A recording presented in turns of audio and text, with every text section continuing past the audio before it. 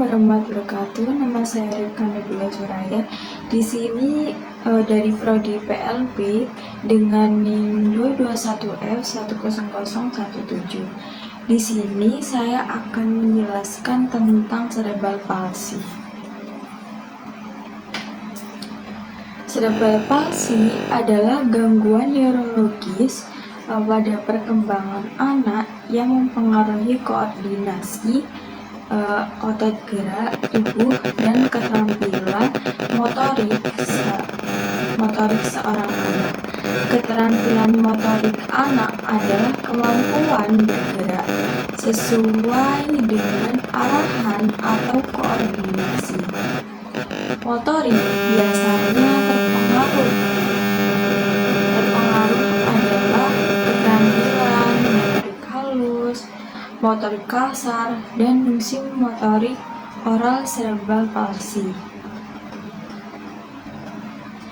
Bukanlah suatu penyakit, namun kondisi di mana seseorang memiliki kekurangan yang disebabkan pertumbuhan otak tidak normal atau karena kerusakan otak. Degenerasi pada otak akan memiliki efek jangka panjang, di mana seseorang yang didiagnosa memiliki CP akan memiliki kondisi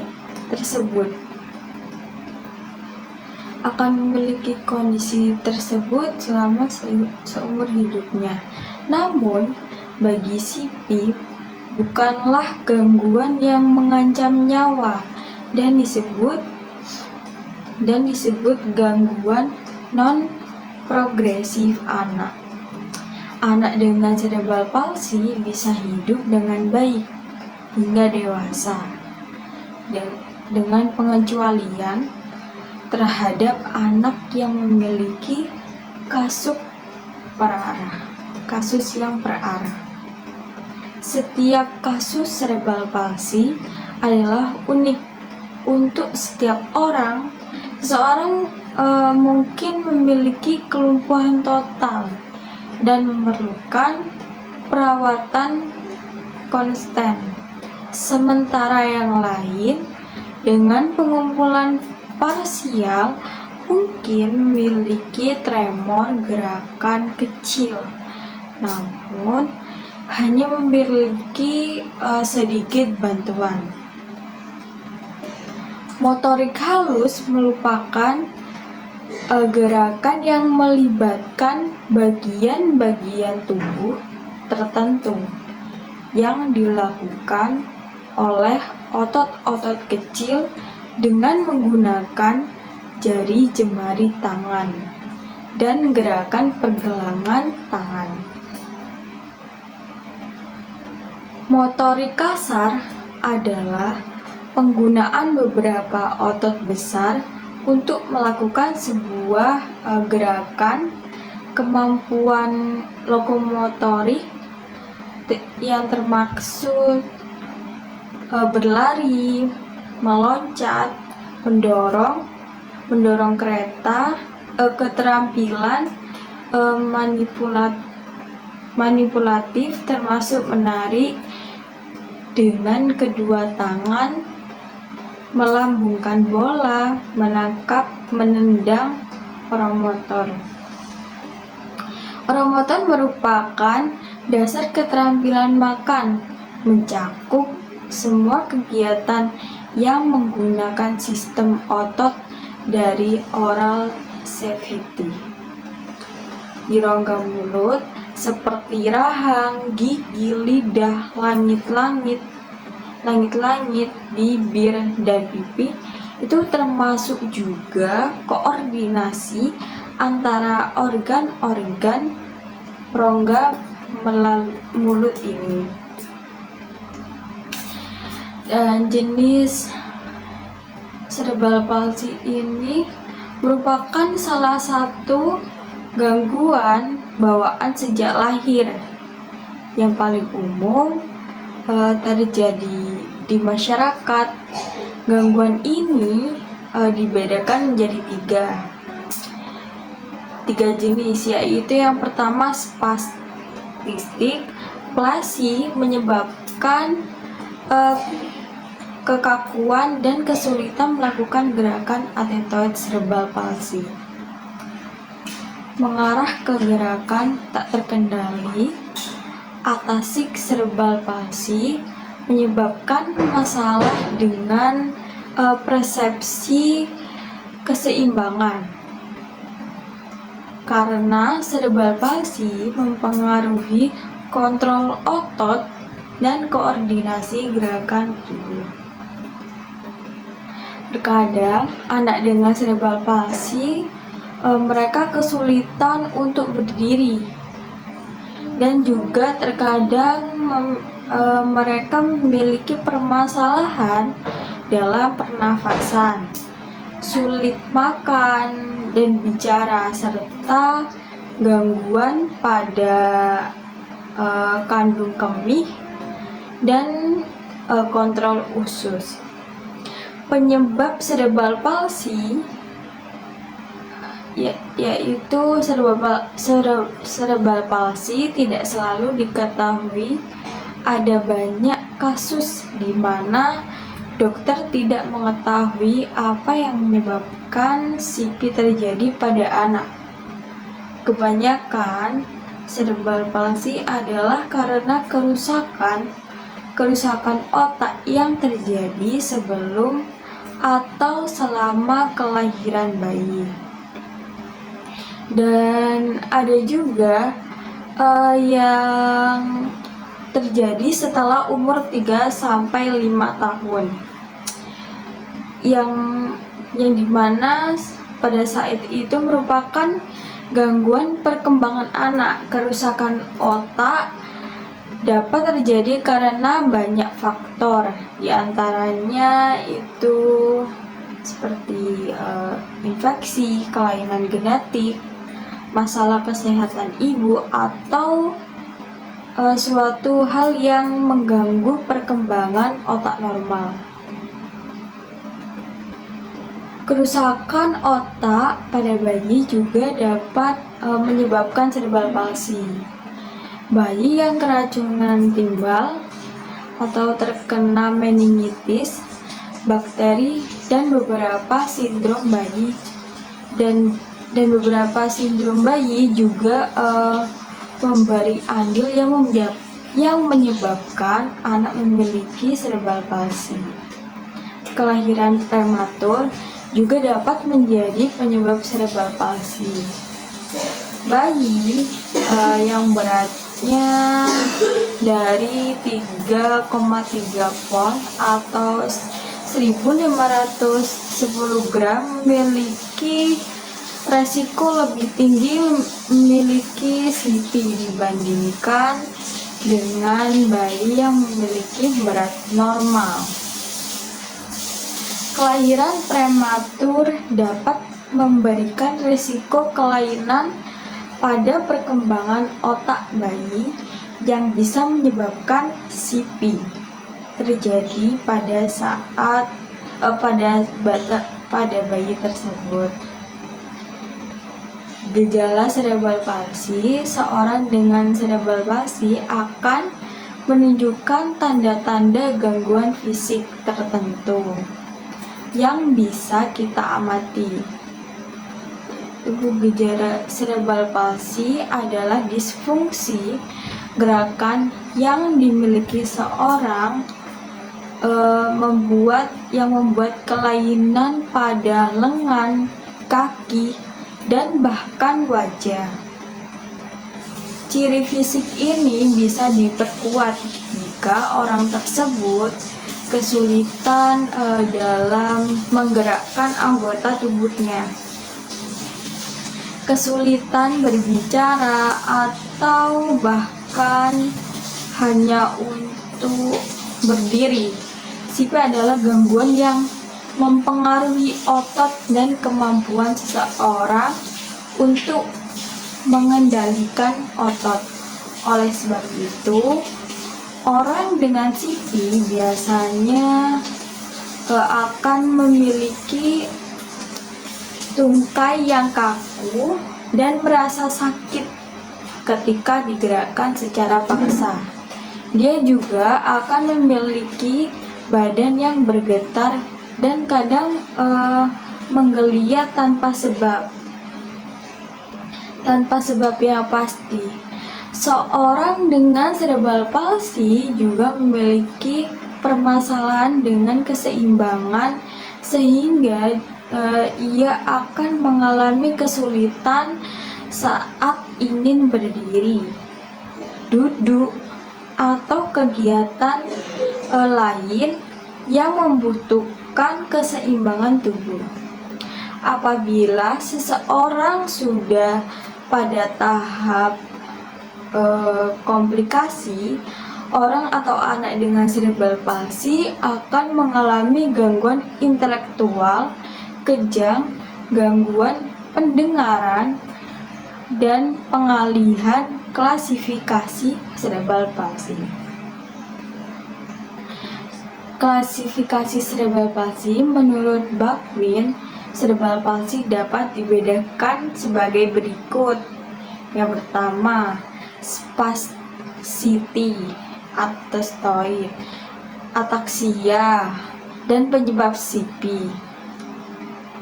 Sebelum kelahiran, pendarahan waktu kehamilan, keguguran yang sering dialami ibu pada saat kelahiran prematur. Kedua, saat kelahiran, penggunaan alat-alat pada waktu proses kelahiran, penggunaan obat bius pada proses kelahiran. Yang ketiga, setelah kelahiran, penyakit tuberkulosis, radang selaput otak atau radang otak. Cerebral palsy pada anak-anak yang memiliki berbagai tingkat kecacatan fisik. Beberapa anak hanya memiliki gangguan ringan, sementara yang lain memiliki kasus berat. Nah, kasus ini tergantung pada separah apakah kerusakan otak pada anak tersebut. Kerusakan otak yang menyebabkan terjadinya cerebral palsy ini adalah pada anak juga yang dapat mempengaruhi fungsi otak lainnya dan menyebabkan masalah medis.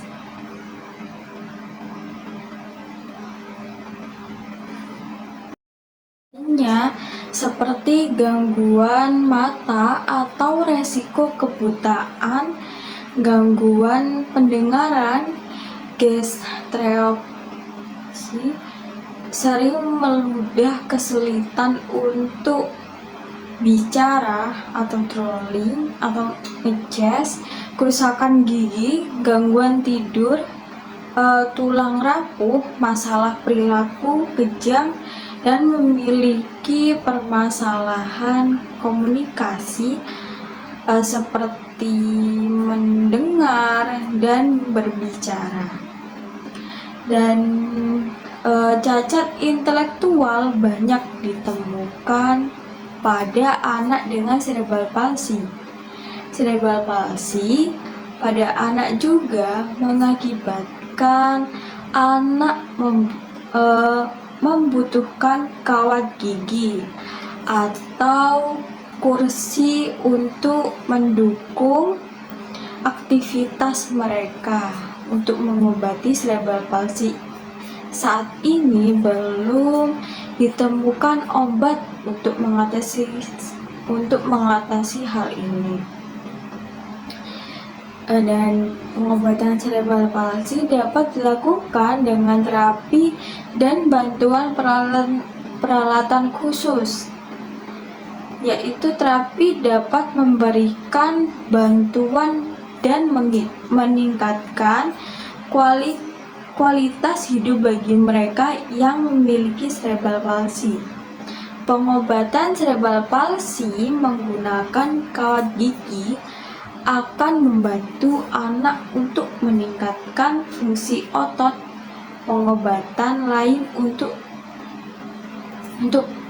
pengobatan lain untuk cerebral palsy ini adalah dengan bedah ortopedi yang dapat memperbaiki dislokasi pinggul dan pada tulang belakang.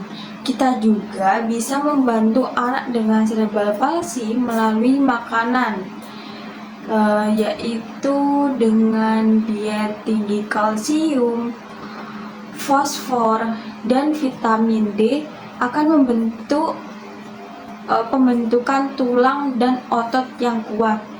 Memastikan anak-anak memiliki nutrisi yang tepat akan membantu mereka memperoleh tenaga dalam menjalani hidup sehari-harinya. Apabila tingkat CP-nya parah, mungkin perlu mendapatkan tim profesional untuk terus memantau perkembangan anak. Tim profesional tersebut dapat terdiri dari dokter, terapis, psikolog, perawat, dan pendidik. Cerebral palsy adalah gangguan psikologi perkembangan yang sangat membutuhkan bantuan kita semua. Jadi, marilah kita peduli dengan individu yang memiliki cerebral palsy.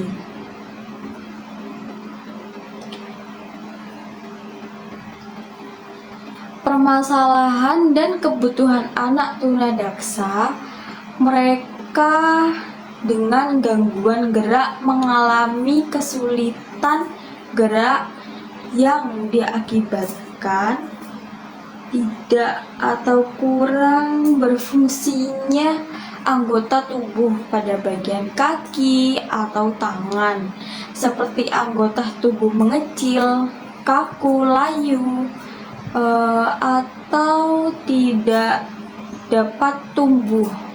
Mereka dengan gangguan gerak juga ada yang mengalami seperti kesulitan mengontrol gerak yang diakibatkan kerusakan pada struktur tulang dan juga terdapat pada sistem syaraf, otot, sendi.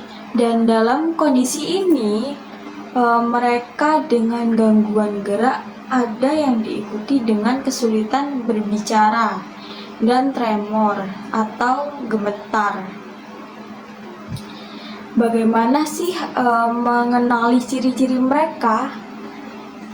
Yaitu dengan mereka dengan gangguan gerak dapat kita kenali dengan melihat kondisi fisik mereka, misalnya tidak ada kaki atau tangannya itu kayak baik keduanya, dan atau salah satu kaki atau tangan bengkok, mengecil, lebih pendek, atau tidak tumbuh.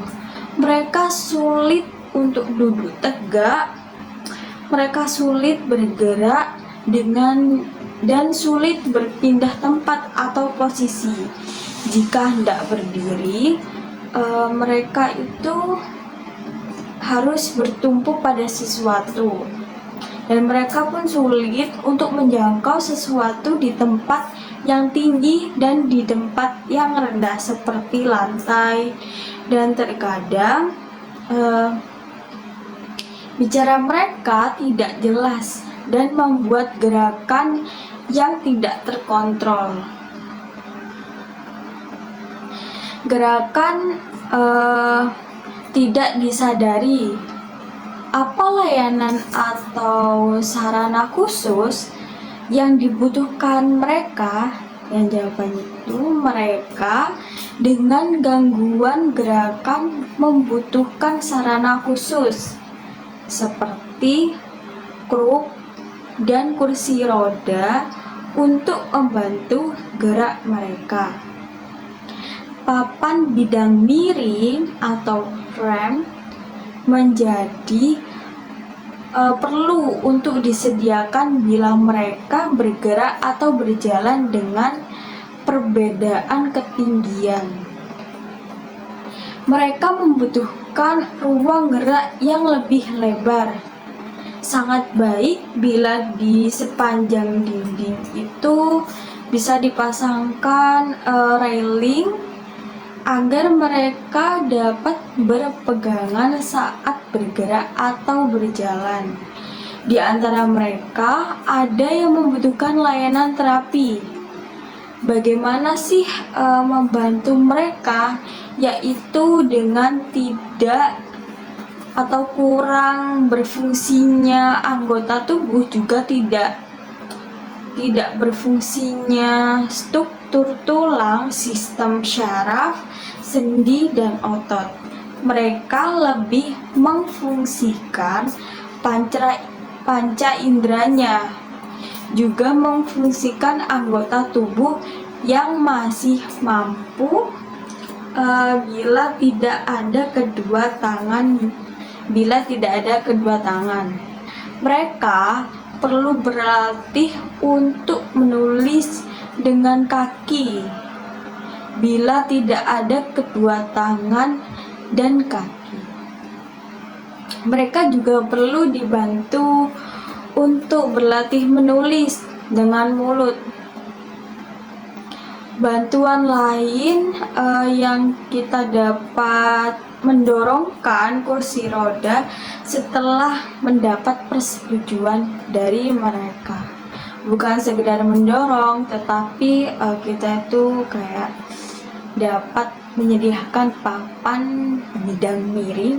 Itu fungsinya untuk memudahkan mereka bergerak atau berjalan. Bila dimana mereka menggunakan kruk, biarkan mereka memegang lengan dan bertumpu pada kita. Perhatikan, pindahkan barang yang mengganggu gerak, dan tawarkan tempat duduk di dekat mereka atau di dekat pintu. Letakkan barang-barang di tempat yang mudah untuk dijangkau. Cara khusus lainnya, bicara lambat. Jangan terlalu bicara yang panjang kepada mereka dengan gangguan gerak yang juga mengalami kesulitan bicara. Untuk beberapa kondisi, mereka dengan gangguan gerak membutuhkan bantuan terapi yang sederhana. Kita dapat membantu memperkuat otot mereka dengan meminta mereka meremas-remas malam atau lilin mainan, atau langsung berlatih kegiatan fungsional seperti makan sendiri dengan sendok. Dan sejarah atau histori pendidikan anak tunadaksa, anak dengan gangguan motorik ini atau biasa disebut dengan istilah tunadaksa,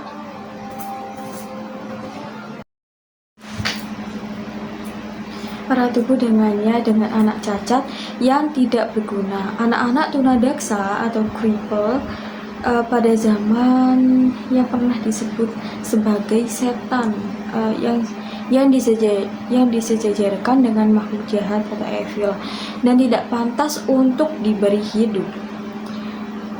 Dengan demikian, tidak ada artinya sama sekali keberadaan anak-anak tunadaksa.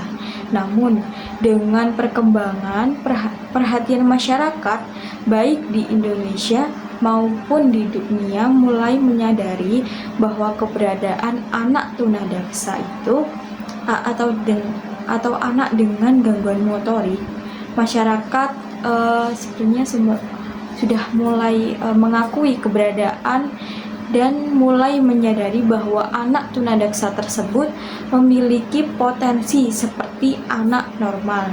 jika mendapatkan pelatihan atau pelayanan pendidikan yang tepat.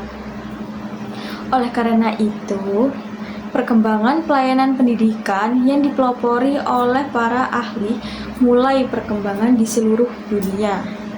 Dari Dr. William John Little merupakan seorang ahli ilmu kedokteran yang pertama kali tertarik untuk meneliti dan menolong anak-anak yang menunjukkan gejala spastik diplegia pada tahun 1861.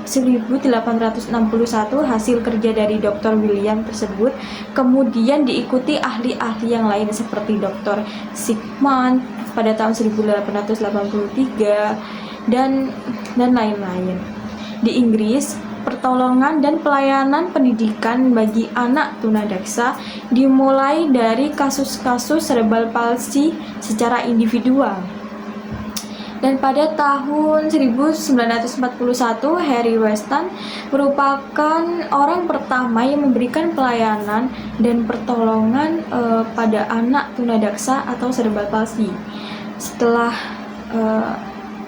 Setelah mempelajari cara-cara kerja yang dilakukan oleh Pepys dan Cardan yang sekaligus menyelenggarakan asrama bagi anak-anak tunadaksa, dan pada tahun 1948 jumlah sekolah untuk anak tunadaksa bertambah 2 buah, yaitu Westerly di Edinburgh dan Carlson House School and Birmingham.